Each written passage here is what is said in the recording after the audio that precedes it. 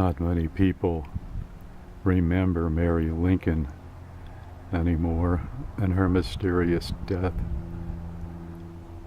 at the hands of a stranger. The story goes like this. Mary Lincoln was a spinster.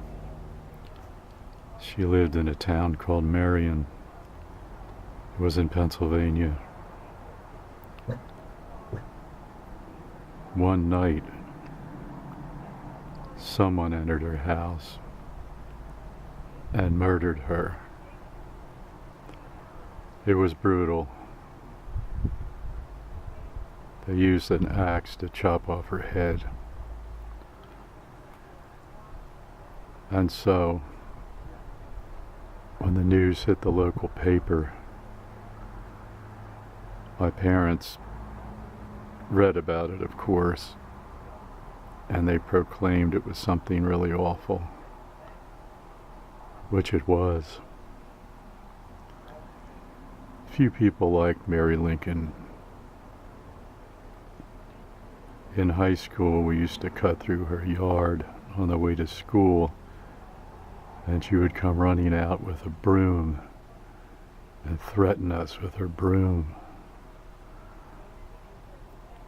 I remember calling her names, cursing at her, calling her an old bat, an old crow.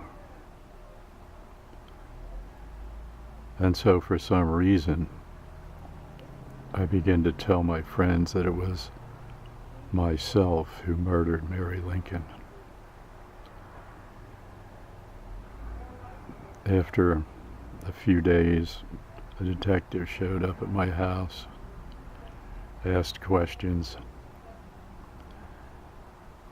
and I actually confessed to murdering Mary Lincoln. Although I didn't murder Mary Lincoln, I had nothing to do with it. And so I was subsequently arrested.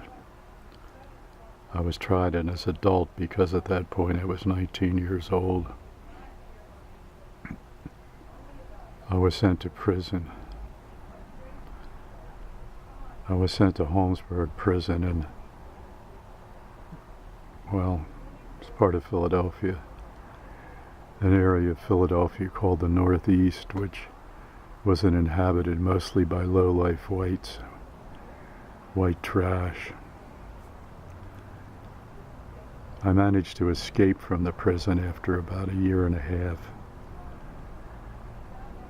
I got out in a laundry truck. One of the older inmates helped me. I made my way on foot north. Ended up in Phillipsburg, New Jersey. I hid inside the house of an older woman, not real old, but she was in her late 20s. And I had sex with her a lot. She enabled me to cross the border into Canada eventually. While I was in Canada, the actual murderer of Mary Lincoln was discovered. And after a couple of years of legal maneuvering, the charges against me were vacated, and I was able to return to the United States. It's an interesting story, and the lesson in it is don't confess to crimes that you didn't do, even as a joke, because the joke might just be on you. Thanks for watching.